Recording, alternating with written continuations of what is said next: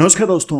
Date आज की 8 अगस्त 2026 है। स्वागत है आपका एडिटोरियल डिस्कशन में। 3 आर्टिकल्स आज हम डिस्कस करेंगे। पहला आर्टिकल यूपीआई ट्रांजैक्शन के ऊपर चार्जेस से संबंधित आर्टिकल है। दूसरा आर्टिकल शशि थरूर का अर्बनाइजेशन से है संबंधित है। और तीसरा आर्टिकल फिर आज हम डिस्कस करेंगे केयर इकोनॉमी से संबंधित। तीनों आर्टिकल्स इंपॉर्टेंट है। ये क्यूआर कोड है जो आप स्कैन करके टेलीग्राम चैनल ज्वाइन कर लीजिए और पीडीएफ डाउनलोड कर लीजिए। अब चलिए डिस्कशन स्टार्ट करते हैं। आज की हमारी डिस्कशन में first important article charge on UPI transaction से संबंधित है। आप अपना सिलेबस में जीएस पेपर 3 के इस टॉपिक से आर्टिकल को रिलेट कर सकते हो। क्या बैकग्राउंड क्या है, क्या कंटेक्स्ट है? देखो 2016 में ना डिमोनेटाइजेशन हुआ था, आपको पता है, नोटबंदी हुई थी। उस समय सरकार ने ना डिजिटल इंडिया पे बहुत ज्यादा फोकस किया था। लोग लाइन में खड़े थे, सरकार बोल रही थी कि भाई यूपीआई यूज करो, यूपीआई यूज करो। यूपीआई को बनाया किसने? एनपीसीआई ने, national payment corporation of India ने। अब ये देखो, एक ऐसी टेक्नोलॉजी है जो 2 बैंक अकाउंट्स के बीच तुरंत पैसा ट्रांसफर कर देती है, वो भी बिना किसी फीस के। फिर साल आया 2020। 2020 में ना सरकार ने एक नियम बनाया। उन्होंने यूपीआई और रुपे डेबिट कार्ड्स पे ना हर तरह का चार्ज खत्म कर दिया। इसको बोलते हैं जीरो एमडीआर, यानी zero merchant discount rate. Comment box में आप बताना मर्चेंट डिस्काउंट रेट क्या होती है। ये यूपीएससी ने पूछ रखा है मर्चेंट डिस्काउंट रेट प्रीलिम में। चलो बता ही देता हूं, छोड़ो यार। देखो, जब आप किसी दुकानदार को क्यूआर कोड स्कैन करके 100 रुपए देते हो ना, तो भाई उस 100 रुपए को प्रोसेस करने का ना एक खर्चा होता है।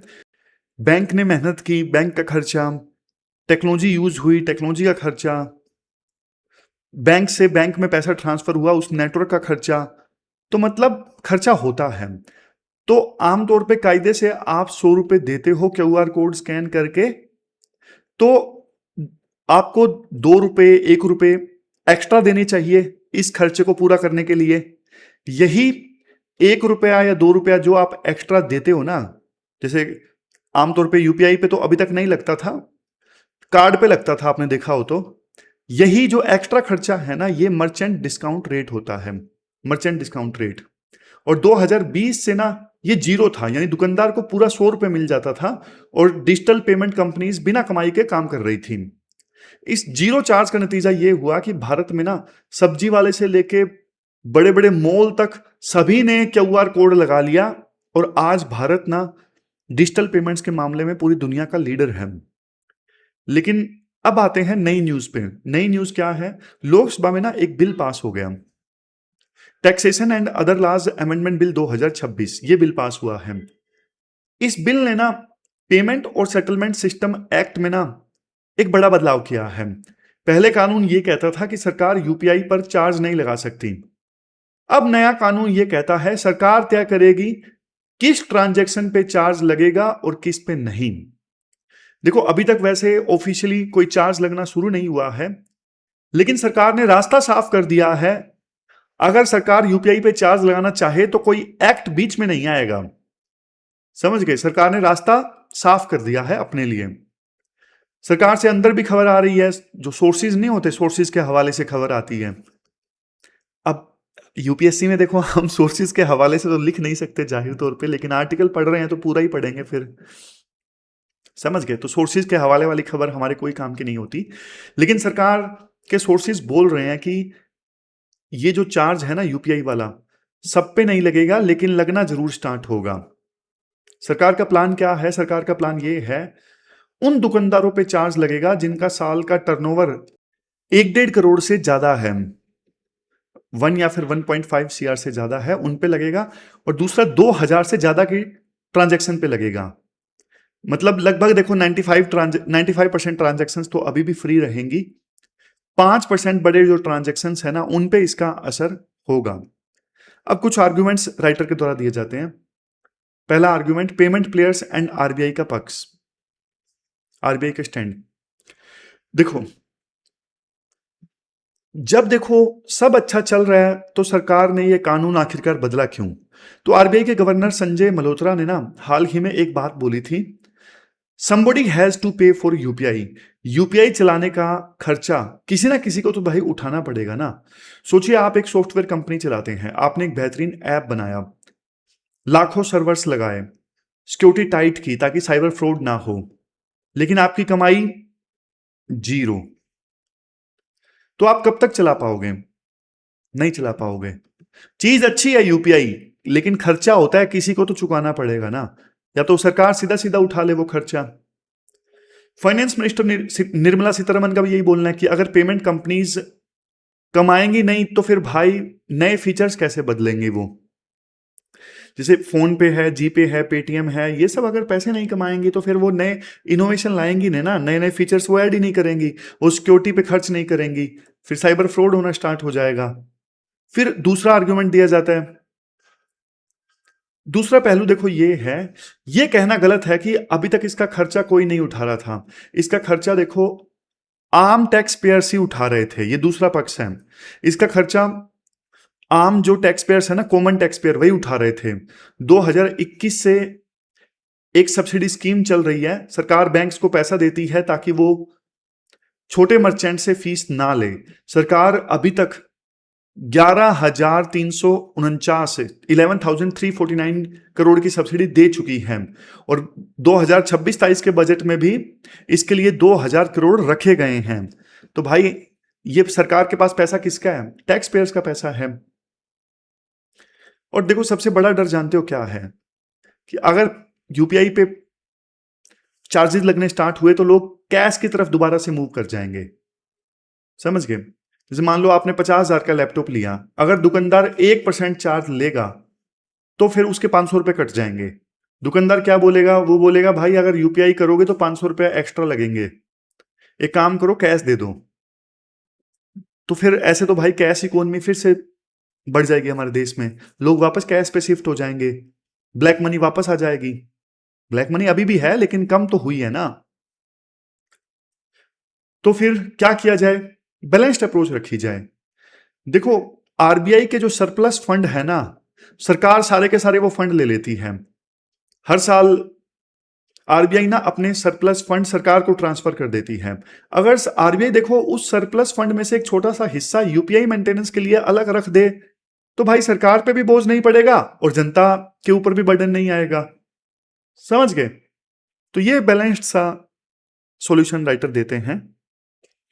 तो ये पूरा आर्टिकल हमने डिस्कस किया, ये कीवर्ड्स हैं जो आप आंसर्स में यूज कर सकते हो। और ये 2024 में यूपीएससी ने पूछा था डिजिटल टेक्नोलॉजी वाला क्वेश्चन। आज के आर्टिकल के फोल्डर पॉइंट्स यूज हो सकते हैं। और जो मेंस का पोटेंशियल क्वेश्चन है, कहाँ गया उसे ढूंढो, नहीं मिल रहा। अरे कहाँ गया? मैंने डाला था यार, छूट गया है ना। अरे ये रहा साइड में। भाई ये कोई जगह है मेंस के क्वेश्चन डालने की? क्या ही है। चलो ये वाला क्वेश्चन आपको अटेम्प्ट करना है। अब चलते हैं आगे। इसके बाद नेक्स्ट आर्टिकल देखो, care economy and care giving workforce से संबंधित है। इंडियन एक्सप्रेस का ये आर्टिकल है।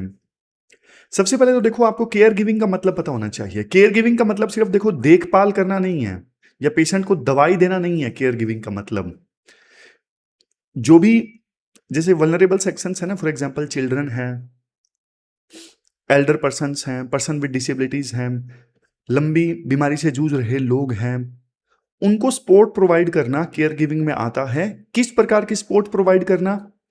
उनको फिजिकल सपोर्ट प्रोवाइड करना, अगर वो चल नहीं सकते, हिल नहीं सकते, कोई दिक्कत है। उनको इमोशनल सपोर्ट प्रोवाइड करना, उनको साइकोलॉजिकल सपोर्ट प्रोवाइड करना, और इवन सोशल सपोर्ट प्रोवाइड करना।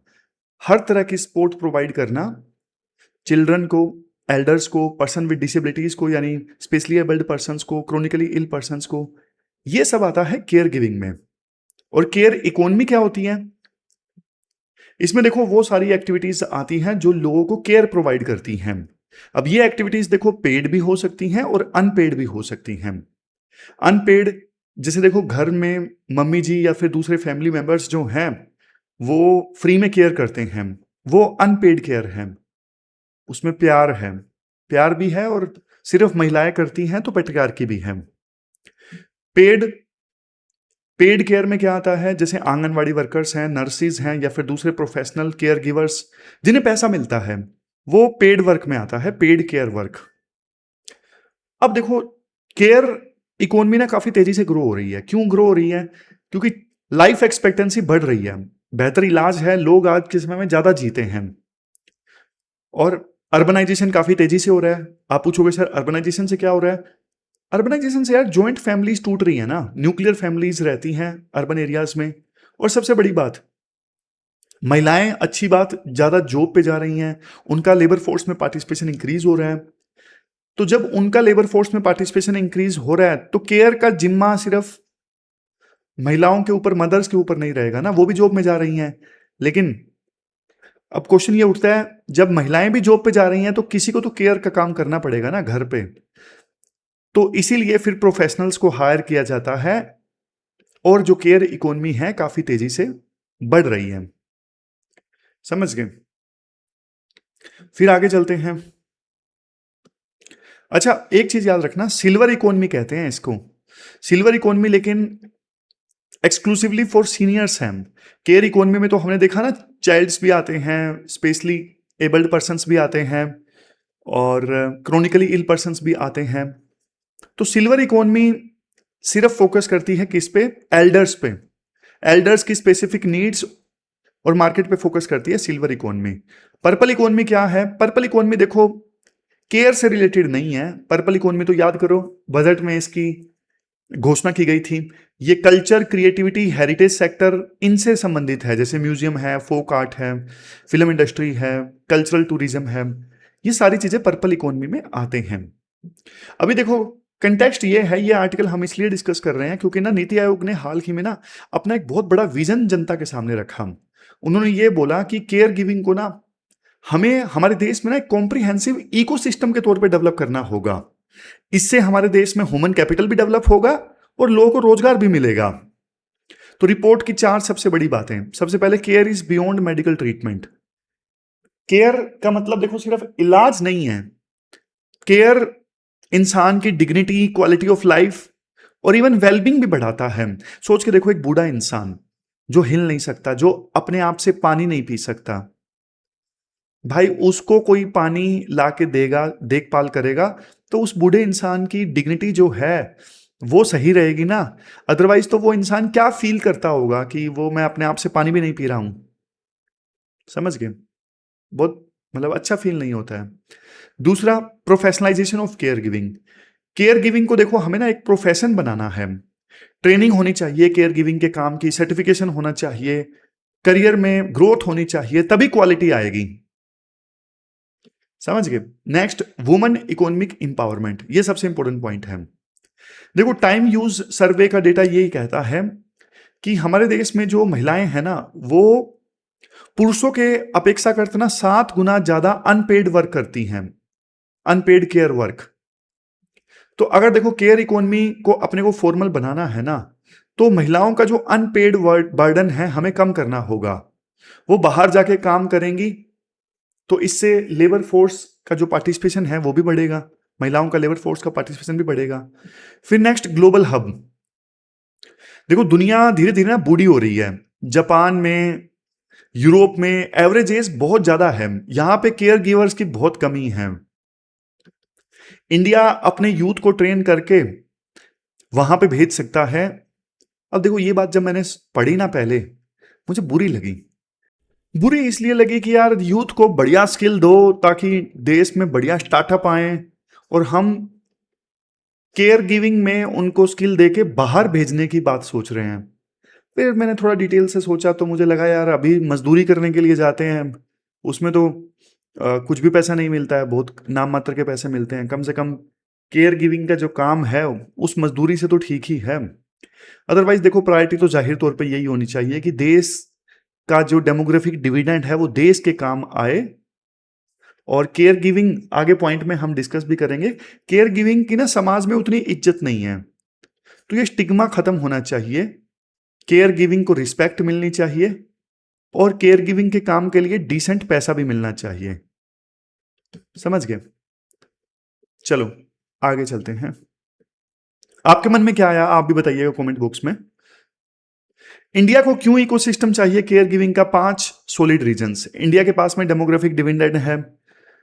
ये अभी फिलहाल यूएन वर्ल्ड पॉपुलेशन प्रोस्पेक्ट्स 2024 की रिपोर्ट है कि भाई इंडिया की पॉपुलेशन अभी तो युवा है, यूथ है, हमेशा यूथ नहीं रहेगी। 2050 आते आते ना 5 में से 1 भारतीय बूढ़ा होगा, एल्डर होगा, 60 प्लस होगा। और हमारे देश में डिसेबिलिटी वालों की संख्या काफी ज्यादा है, स्पेशली एबल्ड पर्संस की 26.8 मिलियन, यानी 2.68 मिलियन। अब ये डेटा काफी पुराना है, 2011 का डेटा है, लेकिन लेटेस्ट यही है, सेंसस हुआ ही नहीं ना। केयर गिविंग को जब हम सपोर्ट करेंगे तो इंक्लूसिव ग्रोथ आएगी, एम्प्लॉयमेंट जनरेट होगा, ह्यूमन कैपिटल हमारे देश में अच्छे से डेवलप होगा। लेकिन देखो चैलेंजेस भी हैं।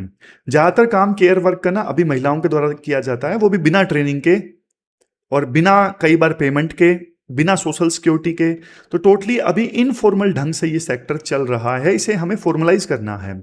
फिर स्किल गैप्स भी हैं, प्रोफेशनल ट्रेनिंग सेंटर नहीं है हमारे देश में, इंटरनेशनली रिकॉग्नाइज्ड सर्टिफिकेशन सिस्टम नहीं है।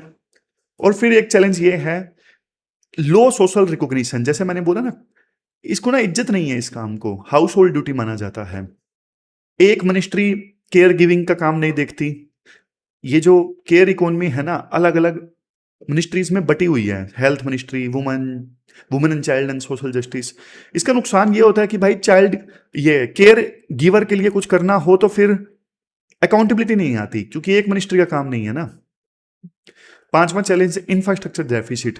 हमारे देश में ना quality Elder care, child care, disability care facilities की बहुत ज्यादा कमी है। फिर कुछ इंटरनेशनल फ्रेमवर्क्स हैं, जैसे इंटरनेशनल लेबर ऑर्गेनाइजेशन का फ्रेमवर्क है, recognise, reduce, redistribute, reward, represent. अब आंसर्स में यूज कर सकते हो इनको आप, अदरवाइज कोई बहुत ज्यादा यूनिक तो नहीं है। जैसे UN decade of healthy ageing declare किया गया था 2021 से 2022 के बीच में। ये लिखने के लिए फोल्डर मटेरियल है एक प्रकार से, लेकिन उतना भी अच्छा फोल्डर मटेरियल नहीं है। बेस्ट प्रैक्टिसेस के तौर पे ना आप ये लिख सकते हो, जैसे जापान का एग्जांपल है, इन्होंने ना LTCI का सिस्टम बनाया, long term care insurance. Elderly care का ना यूनिवर्सल एक्सेस दे दिया, जिससे ना फैमिलीज का बर्डन कम हो गया। फिर स्वीडन का एग्जांपल ले लो, पब्लिकली फंडेड चाइल्ड केयर और एल्डर केयर प्रोवाइड किए सरकार ने यहाँ पे, यानी सरकारी चाइल्ड केयर और एल्डर केयर संस्थान। वहां पे ना पेरेंट्स को लंबी लीव मिलती है, इसलिए वहां पे फीमेल लेबर फोर्स पार्टिसिपेशन बहुत हाई है।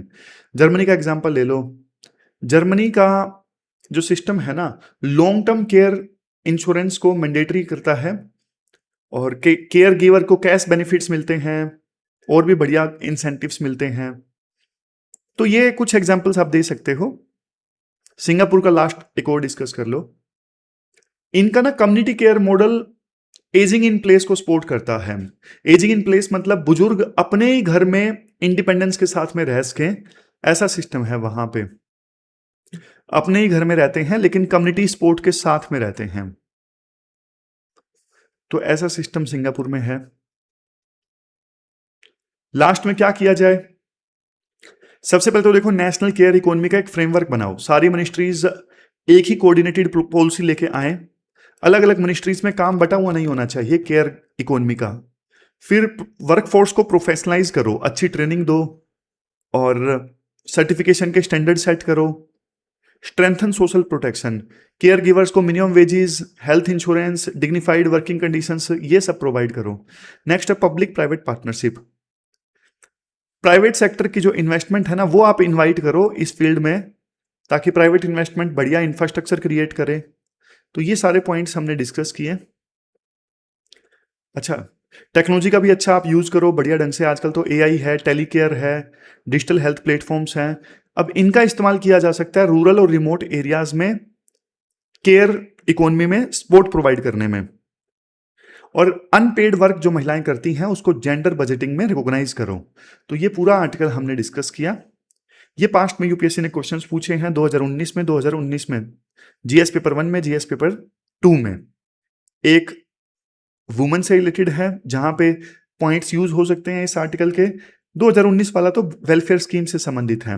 ये नीचे पोटेंशियल क्वेश्चन नंबर 1 है जो यूपीएससी के द्वारा पूछा जा सकता है, आप इसका आंसर दीजिए। चलते हैं आगे। इसके बाद नेक्स्ट आर्टिकल देखो, शशि थरूर का है, इंडियाज अर्बन मेटामॉर्फोसिस। अच्छा आर्टिकल है, अपना सिलेबस में जीएस पेपर 1 के इस टॉपिक से आर्टिकल को रिलेट कर सकते हो। पहले आप कोर कंसेप्ट समझिए। देखो दुनिया में 1980 के बाद में ना 1980 के बाद में एक बहुत बड़ा बदलाव आया है जिसको शशि थरूर बोलते हैं टेक्टोनिक शिफ्ट। टेक्टोनिक शिफ्ट मतलब बहुत बड़ा बदलाव। क्या है? मानव इतिहास में ना, ह्यूमन हिस्ट्री में पहली बार ऐसा हुआ कि शहर में रहना अब एक एक्सेप्शन नहीं है, बल्कि देखो रूल बन गया है। पहले देखो कम लोग शहरों में रहा करते थे, ज्यादातर लोग गांव में ही रहते थे। लेकिन ग्लोबली देखो आज ना 55% जो लोग हैं वो शहरों में रहते हैं। इंडिया की बात करें तो आप डेटा देखो, 1980 में ना सिर्फ 25% लोग शहरों में रहते थे, 26 में अब 33.3% जो लोग हैं वो शहरों में रहते हैं। 4 साल बाद ये टारगेट जो है 40% को क्रॉस कर जाएगा, यानी 2030 में 40% लोग जो हैं वो अर्बन क्लस्टर्स में रहेंगे। महात्मा गांधी का एक फेमस कोट यहां पे याद आता है। क्या बोला था उन्होंने एक बात बोली थी कि असली जो इंडिया है ना वो गांव में बसता है, मतलब इंडिया की जो आत्मा है ना वो गांव में है। लेकिन आज देखो महात्मा गांधी की जो सच्चाई है, मतलब उन्होंने जो कोट बोला वो बदल रहा है। और देखो ये जो हमारा ट्रांजिशन है ना गांव से शहरों में, ये देखो एक सिंपल सा डेमोग्राफिक चेंज नहीं है कि पहले लोग गांव में रह रहे थे अब शहरों में रह रहे हैं। ये हमारी पूरी सभ्यता का एक प्रकार से रीओरिएंटेशन है। कैसे? देखो हम पैडी फील्ड से पेवमेंट तक का सफर तय कर रहे हैं। पैडी फील्ड मतलब धान का खेत, पेवमेंट मतलब शहर में जो फुटपाथ होता है वो। और इस सफर में ना इंडिया की जो नेशनल कॉन्शियसनेस है ना वो दोबारा लिखी जा रही है। मतलब हमारी जो राष्ट्रीय सोच है, लोगों की जो कलेक्टिव थिंकिंग है ना, कलेक्टिव जो सोच है वो दोबारा से लिखी जा रही है। काफी गहरी बात बोलेंगे, देखना। मतलब देखो पहले ना इंडिया को अंग्रेज लोग या दूसरे देशों के जो एक्सपर्ट्स हैं ना कैसे ट्रीट किया करते थे। इंडिया को दिखाना होता ना तो स्नेक चार्मर का कंट्री बोल दिया करते थे, ये तो सपेरों का देश है। समझ गए? स्पेरो का देश है, यहां पे डेवलपमेंट नहीं है। इवन जब हमने मार्स पे मिशन लॉन्च किया था तब भी मुझे याद है न्यूयॉर्क टाइम्स में ना कार्टून छपा था कि एक तरफ इसरो की बिल्डिंग है, साइंटिस्ट जो हैं वो सैटेलाइट को मॉनिटर कर रहे हैं, और खिड़की से बाहर क्या दिख रहा है? खिड़की से बाहर ये दिख रहा है कि गरीब जो किसान हैं वो हल जोत रहे हैं। तो ये जो अंग्रेज लोग हैं यही करते हैं, बेइज्जती करते हैं। तो उस हिसाब से देखें, उसी सेंस में शशि थरूर बोल रहे हैं कि हमारी जो नेशनल कॉन्शियसनेस है ना वो चेंज हो रही है। समझ गए? अब इसके बाद राइटर क्या बोलते हैं, देखो इंडिया का जो अर्बनाइजेशन है ना ऐसा नहीं कि अपने आप से एक्सीडेंट से हो गया, नहीं। पूरा सरकार ने एफर्ट लगाया है इंडिया को अर्बनाइज करने के लिए। 1991 में टर्निंग पॉइंट आया। 1991 में इंडिया में ना एलपीजी रिफॉर्म आए। उस वक्त ना आईएमएफ और वर्ल्ड बैंक ने इंडिया को पुश किया कि भाई साहब अगर ग्रो करना है ना तो सिटीज को आपको ना as a engines of growth के तौर पे डेवलप करना पड़ेगा। इसके बाद फिर गवर्नमेंट ने बहुत सारी स्कीम्स लॉन्च की। बहुत सारी स्कीम्स जैसे देखो मेगा सिटी स्कीम 1993 में आई थी, मेगा सिटी स्कीम। फिर Jawaharlal Nehru national urban renewal mission 2005 में आई थी ये स्कीम। अब स्कीम क्या थी वो तो देखो छोड़ो, आप पुरानी स्कीम यूपीएससी पूछती नहीं है। हाँ पूछ भी लेती है, किस्मत खराब हो तो भाई आजकल यूं नहीं बोल सकते कि यूपीएससी ये नहीं पूछती। लेकिन देखो एक बात सोचने की है, आप एग्जाम में यार क्रिटिकल थिंकिंग चेक करो बढ़िया से कि जो लोग आईएएस बने आईपीएस बने वो प्रॉब्लम सोल्वर है या नहीं है, उनकी क्रिटिकल थिंकिंग कितनी है, उनकी आप एथिक्स चेक करो बढ़िया से सिनेरियो देके। एक पुरानी 1990 की स्कीम देके आप उनका क्या चेक करना चाहते हो? क्या मतलब वो सारी चीजें रट्टा मारे। अब देखो यूपीएससी को डिफेंड करने वाले लोग ये बोल देते हैं कि अरे नहीं सर ये क्वेश्चन छोड़ने के होते हैं, वो देखना चाहते हैं कि आप कैसे रिएक्ट करते हैं ऐसी सिचुएशन में। नहीं यार, ये यूपीएससी को खामखा डिफेंड करने की बातें हैं, लॉजिक समझ में नहीं आता क्यों देते हैं ऐसे क्वेश्चंस। अमृत और smart cities, smart city mission, ये स्कीम 2015 से चल रही है। जो अभी की सरकार है, इन्होंने टेक्नोलॉजी ड्रिवन गवर्नेंस पे फोकस किया, डिजिटल हब्स बनाने पे फोकस किया। देखो पॉलिसीज तो बना दी गई सरकारों के द्वारा, लेकिन एग्जीक्यूशन बिल्कुल फेल है। हमारे जो इंस्टीट्यूशंस है ना, अर्बनाइजेशन की स्पीड को हैंडल करने के लिए तैयार नहीं है बिल्कुल भी। रिजल्ट रिजल्ट ये है, हमारे शहर जो हैं एस्पायरेशंस में तो हाइपर मॉडर्न है, मतलब उनको फैसिलिटीज हाइपर मॉडर्न चाहिए, वो देखते हैं चाइना की सिटीज को, दूसरे देशों की सिटीज को, लेकिन एग्जीक्यूशन के मामले में हमारे सिटीज जो हैं वो टूटे फूटे मिलते हैं, क्रम्बलिंग मिलते हैं।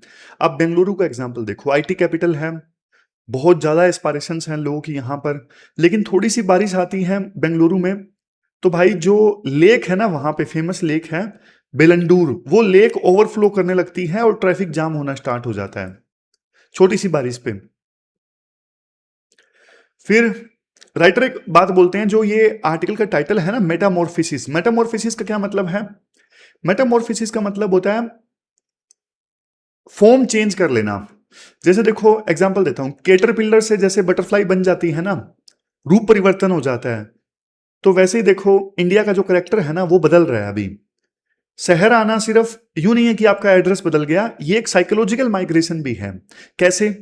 गांव में देखो आपकी आइडेंटिटी फिक्स्ड होती है, आपकी कास्ट क्या है, फैमिली कौन है, जमीन कितनी है, लेकिन आप अर्बन एरिया में आते हो तो आपकी जो आइडेंटिटी है वो फ्लूइड होती है, चेंज होती रहती है, जैसा आप बनाना चाहो वैसे बन जाती है।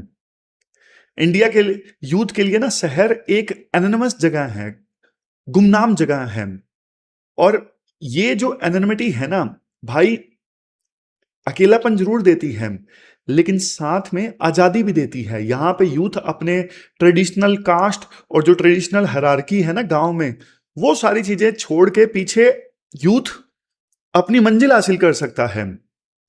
लेकिन एक नई बीमारी भी पैदा होती है इसी के साथ में। वो बीमारी क्या है? एस्पायरेशनलिज्म। क्या है बीमारी? एस्पायरेशनलिज्म। क्या है एस्पायरेशनलिज्म? पहले सक्सेस का मतलब देखो ये हुआ करता था अच्छी फसल, आज सक्सेस का मतलब है कंजम्पशन, क्या खरीद रहे हो, कनेक्टिविटी या फिर मोबिलिटी, ये मतलब है आज के समय में सक्सेस का। यूथ आज आजाद तो है लेकिन देखो पहले से ज्यादा इनसिक्योरिटी के साथ में जी रहा है। जैसे आप मान लो एक जोमेटो वर्कर है या फिर स्विगी वर्कर है, कहने को ये पार्टनर हैं, जब मर्जी आए काम कर सकते हैं, लेकिन देखो भाई आपको भी पता है शहर में रहने का रूम रेंट और कितनी ज्यादा महंगाई, चीजें महंगी आती है शहरों में, तो आजादी के साथ साथ आपके ऊपर बर्डन भी आता है क्योंकि शहरों में रहना बहुत महंगा है। फिर जो ट्रेडिशनल जॉइंट फैमिलीज हैं अब न्यूक्लियर फैमिलीज में बदल रही हैं, जैसे पिछले आर्टिकल में भी हमने डिस्कस किया। माइग्रेंट वर्कर्स अपने दोस्तों के साथ मिलके चूजन फैमिलीज बना रहे हैं, लेकिन ना इसने डिविजन्स भी बढ़ा दिए हैं। एक तरफ देखो गेटेड कम्युनिटीज हैं, जैसे मान लो डीएलएफ हैं या फिर हीरानंदानी है, जो एक प्रकार से ना आइलैंड्स ऑफ प्रिविलेज हैं। मतलब ये पूरा एरिया है, यहां पे छोटा सा आइलैंड जो गेटेड है, जो अच्छा एरिया है, बाकी स्लम आसपास, समझ गए? तो इसीलिए राइटर बोलते हैं एक तरफ देखो शहर बढ़ तो रहे हैं, अर्बनाइजेशन तेजी से हो रहा है, लेकिन इसकी अपनी प्रॉब्लम्स भी साथ साथ बढ़ रही हैं। जैसे एक और चीज है, कहने को देखो शहर जो है वहां पे तो मॉडर्निटी ज्यादा होनी चाहिए, आधुनिकता, लोगों की सोच अच्छी होनी चाहिए, लेकिन आप देखोगे गांव में दंगे नहीं होते, शहरों में कम्युनल वायलेंस ज्यादा होता है। तो ये भी एक पैराडॉक्स है। तो लास्ट में राइटर ना ये बोलते हैं वे फॉरवर्ड में जो लोकल सेल्फ गवर्नमेंट्स हैं उनको एम्पावर किया जाए। अर्बन लोकल बॉडीज को कहने को कॉन्स्टिट्यूशनल स्टेटस दे दिया गया है, लेकिन भाई आज भी फंक्शंस, जो पावर्स मिलनी चाहिए थी वो पावर्स उनके पास में नहीं है। मेयर चुनते हैं हम, लेकिन मेयर के पास में कोई पावर नहीं होती। पैरेलल बॉडीज हैं जैसे दिल्ली जल बोर्ड। फिर दूसरा सॉल्यूशन, पहला इन अर्बन लोकल बॉडीज को एम्पावर करो, दूसरा solution infrastructure as a political site.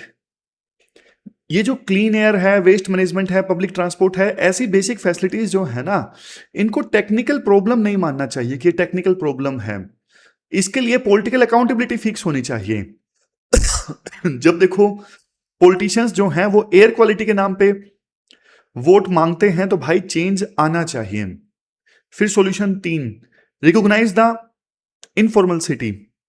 देखो आज शहरों में ना आप देखोगे लाखों करोड़ों लोग अनऑथराइज्ड कॉलोनीज में रहते हैं या स्लम्स में रहते हैं, जो एक प्रकार से ना सिटीज की बैकबोन है। इनके बिना सिटीज में काम ही नहीं मिलेगा, लोगों का काम ही नहीं चलेगा, क्योंकि ये लोग लेबर प्रोवाइड करते हैं। ये लोग ऐसा काम करते हैं जो ना करें तो मतलब वो शहर शहर बने ही ना, शहर चले ही ना। तो ऐसे जो लोग हैं ना, जो इनफॉर्मल सेक्टर में काम करते हैं, उनको लैंड टेन्योर राइट्स चाहिए, बेसिक सर्विसेज का एक्सेस चाहिए, बिजली पानी ये सब। तो ये हमने पूरा आर्टिकल डिस्कस किया अर्बनाइजेशन से संबंधित। ये थी हमारी आज की डिस्कशन। कल मिलते हैं फिर से एक नई डिस्कशन के साथ। तब तक आप अपना ध्यान रखिए, अच्छे से पढ़िए। Thank you very much for discussion.